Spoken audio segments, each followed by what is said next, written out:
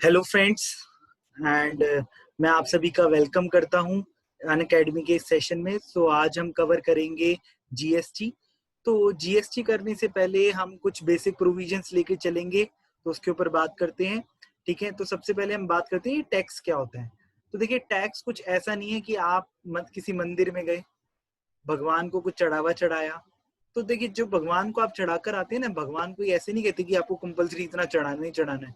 तो आप वहां पर जो डोनेशन देते हैं, ठीक है, डोनेशन बैंक के अंदर, या आप गरीबों को कोई दान देते हैं, तो वो वॉलेंटरी होता है, आपकी अपनी खुद की मर्जी से होता है, आप अपना डेलिबरेट कंट्रीब्यूशन करते हैं। पर देखिए, इस संसार में ऐसा नहीं होता कि कोई भी इंसान अगर टैक्स पे कर रहा है तो वो अपनी मर्जी से पे करता है। ठीक है, वो इनवॉलेंटरली पे करता है क्योंकि उसके ऊपर कोई एक्ट लग जाता है और उसको मजबूरन टैक्स पे करना पड़ता है। उसके ऊपर अगर टैक्स के प्रोविजंस लग गए और वो टैक्स के प्रोविजन ऐसे लगे कि उसको उसके अंदर टैक्स पे करना है, तो हम ये कहेंगे कि टैक्स क्या है, एक इनवॉलेंटरी बर्डन है। और जब भी आपको कभी टैक्स पे करना है सरकार को, तो आप ऐसा नहीं है कि सरकार को अपने घर का फर्नीचर, अपना लैपटॉप, अपना मोबाइल दे आएंगे बदले में। तो आपको मनी में ही पे करना पड़ेगा, आइदर थ्रू बैंकिंग चैनल्स और if allowed in the cash form. So जो टैक्स है, हम ये कहेंगे कि ये क्या हुआ, एक इनवॉलेंटरी मॉनेटरी बर्डन हुआ जो कि किसी इंसान के ऊपर लगता है। और लगाता भी कौन है, लगाता है कॉम्पिटेंट गवर्नमेंट बॉडी। अब यहाँ पे हम कॉम्पिटेंट गवर्नमेंट बॉडी क्यों बोल रहे हैं, क्योंकि अगर हम बात करें कि एक्साइज ड्यूटी की, या अगर मैं बात करूं इनकम टैक्स की, तो आप बताइए इनकम टैक्स कौन लगाता है। तो यहाँ पर आंसर आता है कि इनकम टैक्स लगाती है सेंट्रल गवर्नमेंट। तो फिर जो स्टेट गवर्नमेंट है, लाइक केजरीवाल गवर्नमेंट, वो टैक्स क्यों नहीं लगाती, इनकम टैक्स क्यों नहीं लगाती? क्या वो टैक्स लगा सकती है? नहीं, वो नहीं लगा सकती। तो यहाँ पर हम कहेंगे कि जो केजरीवाल सरकार है, वो एक दिल्ली गवर्नमेंट है, वो भी तो एक गवर्नमेंट बॉडी है, फिर वो इनकम टैक्स क्यों नहीं लगाती? ठीक है, हाँ, पर वो जीएसटी लगा सकती है। अब ये कैसे पता चलेगा कि कौन सी गवर्नमेंट बॉडी जीएसटी लगाएगी, इनकम टैक्स लगाएगी? देखिए, यहाँ पे जो कॉम्पिटेंट गवर्नमेंट बॉडी का मतलब है वो ये है कि जिसके पास पावर होगी वो पर्टिकुलर टैक्स लगाने की, उसको हम कॉम्पिटेंट गवर्नमेंट बॉडी बोलेंगे। उसके बारे में हम अभी पढ़ेंगे। ठीक है, कि कौन कॉम्पिटेंट गवर्नमेंट बॉडी होती है पर्टिकुलर फॉर्म ऑफ टैक्स के लिए। ठीक है, प्लस उस कॉम्पिटेंट गवर्नमेंट बॉडी के पास एक लेजिस्लेटिव पावर, मैं कहूँगा लेजिस्लेटिव अथॉरिटी भी होनी चाहिए उसको लगाने की। इसका मतलब कोई ऐसा एक्ट होना चाहिए, ऐसा स्टैट्यूट होना चाहिए, कानून होना चाहिए, जिसके अंदर उसके पास, उसको पर्टिकुलर कॉम्पिटेंट गवर्नमेंट बॉडी के पास क्या होनी चाहिए, पावर होनी चाहिए वो टैक्स लगाने की। ठीक है, फिर ये टैक्स लगाया किस लिए जाता है? ये टैक्स लगाया जाता है पब्लिक फाइनेंस के लिए, क्योंकि पब्लिक फाइनेंस का मतलब है कि जो जो भी गवर्नमेंट खर्चा करती है, उस खर्चे को चलाने के लिए जो फाइनेंस आए, उसको हम बोलते हैं पब्लिक फाइनेंस। ठीक है, जैसे कि रोड्स बनाना, इंफ्रास्ट्रक्चर डेवलप करना, sanitation, health care services in government hospitals, educational facilities in the government schools, ठीक है, रोड फैसिलिटीज। ठीक है, तो ये सारी की सारी क्या है, army, law and order maintain करना। तो इन सब पे जो गवर्नमेंट का खर्चा होता है उसको हम बोलते हैं पब्लिक फाइनेंस। ठीक है, तो आप सभी को समझ में आया कि टैक्स क्या है, एक इनवॉलेंटरी मॉनेटरी बर्डन है जो कि किसी इंसान के ऊपर लगाया जाता है by competent government body under the legislative power to provide for public finance. अब टैक्स भी दो तरीके के होते हैं, एक होता है डायरेक्ट टैक्स और एक होता है इनडायरेक्ट टैक्स। डायरेक्ट टैक्स और इनडायरेक्ट टैक्स में क्लासिफिकेशन समझने के लिए मैं आपको कहूंगा आप दो टर्म लेके चलिए। एक है टैक्स पेयर, एक इंसान क्या है, टैक्स पेयर। और एक इंसान वो है जो कि बर्डन झेलेगा टैक्स का। टैक्स पेयर का मतलब यहाँ पर ये नहीं है कि जिसकी जेब से जाएगा, टैक्स पेयर का मतलब है जो गवर्नमेंट को देकर आएगा, और जो उसका बर्डन झेलेगा, ठीक है, वो एक अलग पर्सन लेके चलते हैं। अगर टैक्स पेयर और वो इंसान जो कि बर्डन झेलेगा, अगर वो दोनों ही एक हैं, तो वो टैक्स कौन सा हो जाएगा, डायरेक्ट टैक्स। इसका मतलब कि जब भी जो इंसान सरकार को टैक्स पे कर कर आ रहा है और जो उस टैक्स का एक्चुअली अपनी पॉकेट से बर्डन झेलेगा, अगर वो दोनों सेम पर्सन हुए, तो वो टैक्स कौन सा होता है, डायरेक्ट टैक्स। अगर वो दोनों अलग अलग पर्सन हुए, तो ये क्या हो जाएगा, इनडायरेक्ट टैक्स। अब एक एग्जाम्पल के तौर पे लेके चलते हैं कि अगर मैं एग्जाम्पल लेके चलूं कि मान लीजिए मैंने एक कोचिंग सेंटर खोला और वहां पे आप सभी से 20,000 रुपए फीस ली टैक्स पढ़ाने की। तो वो जो 20,000 रुपए फीस है उसके ऊपर मान लीजिए मैं जीएसटी में रजिस्टर्ड हूं तो मैं जीएसटी भी लगाऊंगा। अब जीएसटी का रेट हम लेके चलते हैं फॉर एग्जाम्पल 18%। तो 20,000 रुपए के ऊपर 18% कितना हो गया 3600 रुपया। तो वो 3600 मैं और एक्स्ट्रा लूंगा तो आप मुझे कितना पे करेंगे 23,600। इसमें से 20,000 रुपए देखिए 23,600 आपने मुझे पे करे, मैं 20,000 रुपए अपना रख लूंगा और बाकी का 3600 मैं किसको पे कराऊंगा सरकार को। तो इसमें टैक्स पेयर कौन है मन्नू गोयल। और इस टैक्स का बर्डन कौन झेल रहा है ये मैंने वसूल किससे कर लिया आपसे, ठीक है। तो कंज्यूमर से वसूल कर लिया। तो पे कौन बर्डन कौन झेल रहा है कंज्यूमर, पर पे कौन कर आ रहे हैं मन्नू गोयल जो कि सप्लायर ऑफ सर्विस है, ठीक है। तो इसमें दोनों पर्सन अलग अलग है। तो मैं कहूंगा कि ये क्या हो गया इनडायरेक्ट टैक्स, जीएसटी क्या हो गया इनडायरेक्ट टैक्स। पर जो मैंने 20,000 रुपए कमाए, मान लो मैं टैक्स ब्रैकेट में आता हूँ 30% वाले, तो इस पर 30% टैक्स लगेगा। वो कितना हो गया 6,000 रुपीज। राउंड ऑफ लेके चलते हैं विदाउट एजुकेशन सेस। तो 6,000 रुपीज अब जो मेरे को गवर्नमेंट को टैक्स देकर आना है, तो मैं ये कहूंगा कि बच्चे आप मुझे जो आपने जीएसटी पे करा है उसमें 6,000 और मुझे इनकम टैक्स भी पे करो। क्या आपने कभी ऐसा बिल बनते हुए देखा कि जहां पर सर्विस के लिए भी आपसे चार्ज किया जा रहा है प्लस उसके ऊपर जीएसटी लग रहा है, फिर इंसान आपसे इनकम टैक्स भी ले रहा है? नहीं होगा ऐसा पॉसिबल। तो उसमें क्या होगा, ये जो मेरे 20,000 थे, ठीक है, मैं इसमें से 6,000 रुपए देकर आया किसको सरकार को, सेंट्रल गवर्नमेंट को क्या देकर आया इनकम टैक्स। अब आप ये देखिए ये जो इनकम टैक्स है देकर कौन आया Mannu Goyal supplier of service. और ये झेला भी किसने, मैंने अपने 20,000 रुपए जो इनकम थी उसमें से झेला। तो यहाँ पे बर्डन ऑफ टैक्स भी मैंने झेला और पे भी मैं कर आ रहा हूं। तो ये क्या हो जाएगा डायरेक्ट टैक्स। तो ऐसे ही पढ़ते हैं डायरेक्ट टैक्स क्या होता है impose directly on the tax payer that is incidence. Incidence का मतलब यहाँ पर होता है बर्डन। तो बर्डन जो होता है ना वो कौन बॉर्न करता है, वो पर्सन जिसके ऊपर ये लगता है और जो सरकार को पे कर आता है। इसके एग्जांपल्स ये हैं इनकम टैक्स, डायरेक्ट टैक्स के एग्जांपल्स हैं income tax, wealth tax. Wealth tax जो है वो पहले लगता था 2015 तक, मार्च 2015 तक क्या कहते हैं वेल्थ टैक्स लगता था और ये 1% के करीब करीब लगता था। तो ये जो मोदी गवर्नमेंट आई, मोदी गवर्नमेंट ने दो फाइनेंस एक्ट 2015 से वेल्थ टैक्स को क्या कर दिया हटा दिया। अच्छा एक और, जो डायरेक्ट टैक्स होते हैं वो प्रोग्रेसिव इन नेचर होते हैं। प्रोग्रेसिव इन नेचर का मतलब जैसे जैसे आपकी इनकम बढ़ती जाएगी वैसे वैसे आपके ऊपर टैक्स का जो बर्डन है वो बढ़ता जाएगा, बिकॉज ये एक प्रिंसिपल पे बेस्ड होता है जिसको हम बोलते हैं एबिलिटी टू पे प्रिंसिपल। एबिलिटी टू पे प्रिंसिपल का मतलब होता है कि जो जितना ज्यादा अमीर है वो उतना ज्यादा टैक्स पे कर सकता है। और इसके पीछे एक और रीजन होता है, गवर्नमेंट अगर कोई इंसान ज्यादा कमा रहा है तो वो बहुत ज्यादा वेल्थ एक्यूमुलेट कर लेगा, तो वो इकोनॉमी को क्या करने लग जाएगा कंट्रोल करने लग जाएगा। और इससे क्या होगा अमीर और गरीब के बीच में क्या होगा गैप बढ़ता जाएगा। तो to reduce the gap between the rich and the poor and to discourage the wealth accumulation by some rich persons, तो गवर्नमेंट क्या करती है, गवर्नमेंट लगाती है डायरेक्ट टैक्स। और डायरेक्ट टैक्स जो जितना ज्यादा कमाएगा उसके ऊपर उतने हायर रेट से लगता रहेगा। इसलिए आप पढ़ेंगे भी कि जब मैं आपको इंडिविजुअल एचयूएफ एओपी बीओआई के बारे में पढ़ाऊंगा इनकम टैक्स के अंदर, तो वहां पर हम पढ़ेंगे कि जो टैक्स के रेट है वो जैसे जैसे इनकम बढ़ती जाती है वैसे वैसे रेट बढ़ते जाते हैं इनकम टैक्स के, ठीक है। तो हम बोलेंगे ये क्या है प्रोग्रेसिव इन नेचर, जैसे जैसे इंसान की प्रोग्रेस होती रहती है इनकम की वैसे वैसे उसका टैक्स भी बढ़ता जाएगा। जनरली जो डायरेक्ट टैक्स है वो लगता है इनकम के ऊपर या प्रॉपर्टी के ऊपर, आप कह सकते हैं प्रॉपर्टी मींस वेल्थ, ठीक है। फिर आप बात करते हैं इनडायरेक्ट टैक्स। इनडायरेक्ट टैक्स ना इनडायरेक्टली लगता है कंज्यूमर पे। देखिए जो डायरेक्ट टैक्स था इनकम टैक्स था वो मेरे ऊपर ही लगा 6,000 रुपए और मैं ही सरकार को देकर आया, तो सरकार ने मुझसे डायरेक्टली लगा दिया और मेरे से डायरेक्टली वसूल कर लिया।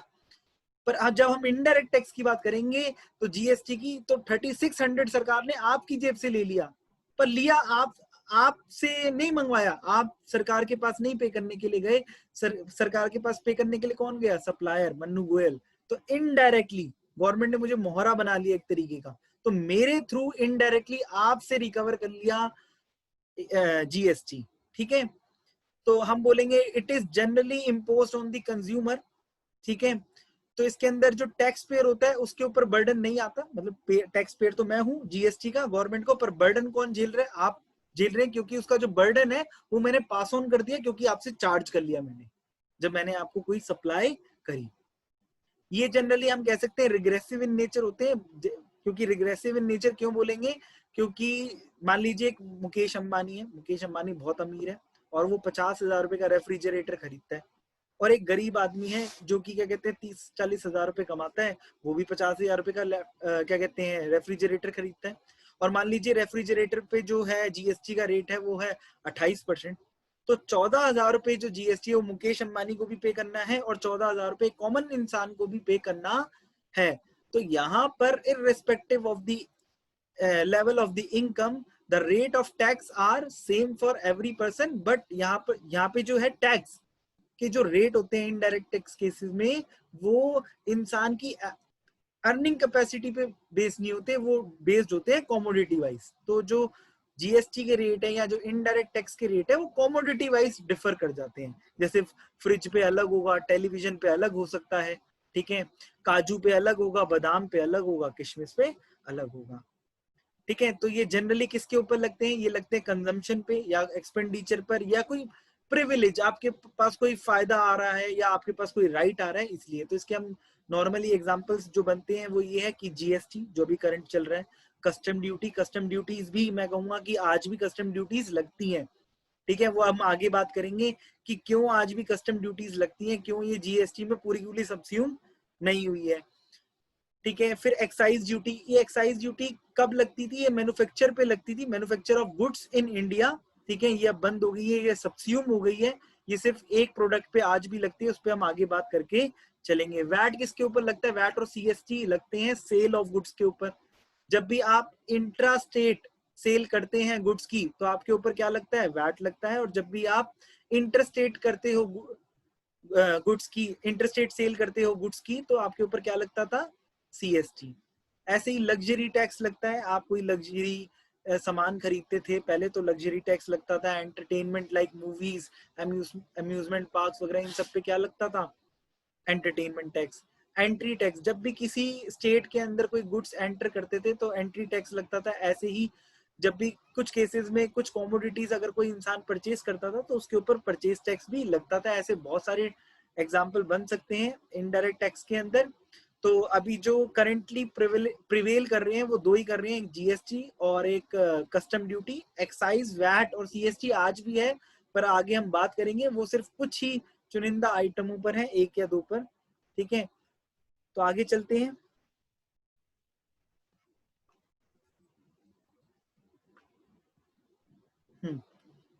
तो अब हम बात करेंगे कि क्यों हम जीएसटी लेकर आए, या आप कह सकते हैं कि जीएसटी से पहले क्या था।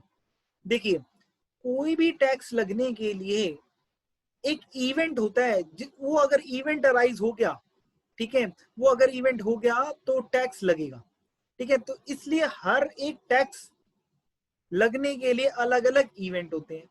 तो पहले क्या था? पहले ये था कि अगर कोई भी इंडिया के अंदर गुड्स मैन्युफैक्चर होते हैं या प्रोड्यूस होते हैं तो एक लॉ बनाया गया, सेंट्रल एक्साइज एक्ट 1944। उसके अंदर क्या लगती थी? सेंट्रल एक्साइज ड्यूटी, ठीक है। तो जब भी गुड्स मैन्युफैक्चर होते थे तो क्या लगती थी? एक्साइज ड्यूटी लगती थी। और ये एक्साइज ड्यूटी लगाने का जो राइट था वो किसके पास था? वो था सेंट्रल गवर्नमेंट के पास। तो हम कहेंगे जो मैन्युफैक्चरर है, जब भी वो मैन्युफैक्चर करता था तो वो क्या लगाता था? तो उसके ऊपर क्या लग जाता था? एक्साइज ड्यूटी, जो कि एक सेंट्रल लेवी थी, क्योंकि इसको कौन लेवी करता था? लेवी करना मतलब लगाना, इम्पोज करना, तो ये एक सेंट्रल लेवी थी। फिर जब सामान मैन्युफैक्चर होता था तो वो उसको बेचता भी था। तो जो सेल है, ठीक है, transfer of ownership of the goods है, जिसको हम सेल बोलते हैं, सेल ऑफ गुड्स एक्ट के हिसाब से, उसके ऊपर क्या लगता था? वैट और सीएसटी। देखिए, जब भी आप मैन्युफैक्चर करेंगे तो मैं मैन्युफैक्चर या प्रोडक्शन ऑफ गुड्स को क्या बोलूंगा? एक टैक्सेबल इवेंट बोलूंगा। उस टैक्सेबल इवेंट पे क्या लगता है? Excise duty. ऐसे ही जब वो गुड्स बनकर जब वो बेचे जाते हैं, ठीक है, सेल करे जाते हैं, तो ये देखा जाएगा कि ये जो सेल है ये इंटर स्टेट हो रही है या इंट्रा स्टेट हो रही है। अगर ये इंट्रा स्टेट सेल है तो ये इस टैक्सेबल इवेंट के ऊपर क्या लगेगा, वैट। और जब भी ये इंटर स्टेट सेल हुआ करती थी तो क्या लगा जाता था, सीएसटी। अब जो वैट था वो मैं कहूंगा कि एक क्या थी, स्टेट लेवी थी जो कि स्टेट गवर्नमेंट लगाती थी। और हर स्टेट गवर्नमेंट के पास अलग अलग अलग अलग स्टेट गवर्नमेंट के एक्ट थे वैट के ऊपर। और जो सीएसटी था वो तब लगता था जब एक स्टेट से दूसरे स्टेट में क्या बेचा जाता था, सामान बेचा जाता था। तो जब भी सामान बेचा जाता सीएसटी लगता था, पर लगाता कौन था, लगाने की पावर सेंट्रल गवर्नमेंट के पास थी, पर कलेक्ट कौन करता था, स्टेट गवर्नमेंट। ठीक है, इसलिए जो वैट है वो क्या है, स्टेट लेवी है। सीएसटी भी एक तरीके से स्टेट लेवी थी, क्योंकि उसको आखिरी में कलेक्ट कौन करता था, स्टेट गवर्नमेंट। और कौन सी स्टेट गवर्नमेंट, जहां से गुड्स की मूवमेंट होती थी। फॉर एग्जाम्पल, अगर कर्नाटका में गुड्स बनते हैं तो जब गुड्स बने 1 लाख रुपए के मान लो, तो 1 लाख रुपए के ऊपर क्या लगेगी, एक्साइज ड्यूटी। एक्साइज ड्यूटी का रेट है मान लो 20%, तो 20,000 रुपए क्या लगती थी, एक्साइज ड्यूटी। अब जब ये कर्नाटक से ये जो गुड्स हैं, ये दिल्ली कर्नाटक का जो मैन्युफैक्चरर है वो ये अगर कर्नाटक के ही डीलर को अगर बेच देता है तो ये क्या हो जाएगी, इंट्रा स्टेट सेल। क्योंकि एक ही स्टेट, इंट्रा मतलब विद इन दी स्टेट, तो जब भी within the state sale होती थी तो उसके ऊपर क्या लगता था, वैट। अब कर्नाटका गवर्नमेंट इसके ऊपर क्या लगाती थी, वैट लगाती थी। ऐसे ही जब अगर वो कर्नाटका का जो मैन्युफैक्चरर है वो ये गुड्स दिल्ली वाले को बेच देता है, दिल्ली वाले डीलर को बेचता है, तो ये क्या हो जाएगी, इंटर स्टेट सेल। तो क्या लगेगा, तो लगेगा 1,20,000 रुपए के ऊपर, मान लीजिए वैट का जो रेट था वो था 5%, तो कर्नाटक से कर्नाटक होती है तो 5% क्या लग जाएगा, वैट लग जाएगा। तो वो कितना आ जाएगा, 6,000 रुपया। पर अगर ये कर्नाटका से दिल्ली बेचा जाता है तो इंटरस्टेट सेल हो गई। तो जहां से, जिस स्टेट से मूवमेंट स्टार्ट होती थी उस स्टेट गवर्नमेंट के पास राइट होता था क्या लगाने का, सीएसटी, जिसको हम सेंट्रल सेल्स टैक्स के नाम से जानते हैं। और ये करीब करीब 2% के करीब लगता था। तो कर्नाटका गवर्नमेंट कितना लगा देगी, 2% of 1 lakh plus excise duty. कितना, 1,20,000 के ऊपर 2%, कितना हो गया, 2,400 रुपया। ठीक है। अब जो वैट डीलर है, देखिए आपने एक चीज पढ़ी, अब इसके अंदर प्रॉब्लम क्या थी, इसके अंदर प्रॉब्लम ये थी, इसके अंदर प्रॉब्लम आती थी कास्केडिंग की। कास्केडिंग का मतलब होता है टैक्स ऑन टैक्स। अब जो वैट है, वैट कहिए या सीएसटी कहिए, वो किस वैल्यू पे लगता था, गुड्स तो कितने के थे, 1 लाख रुपए के। पर जो वैट या सीएसटी जब भी लगता था तो स्टेट गवर्नमेंट्स 1 लाख रुपए मैन्युफैक्चर्ड गुड्स की जो वैल्यू थी उस वैल्यू को नहीं लेती थी, वो लेते थे मैन्युफैक्चर्ड गुड्स की जो वैल्यू है plus excise duty, central excise duty. तो कितना लेते थे, 1,20,000। तो ये जो 5% वैट या मैं क्या कहूं कि 2% सीएसटी लग रहा है, वो किसके ऊपर लग रहा है, पूरा है value of the goods plus central excise duty, that is 1,20,000। तो 20,000 का जो एक्साइज ड्यूटी है उसके ऊपर भी क्या लग गया, वैट और सीएसटी। तो इसको हम बोलेंगे कास्केडिंग, जिसकी वजह से इकोनॉमी के अंदर क्या क्रिएट हो जाती थी, इन्फ्लेशन। तो फ्रेंड्स आज के लिए हम इतना ही करते हैं। ठीक है, होप आपको ये सेशन पसंद आया हो।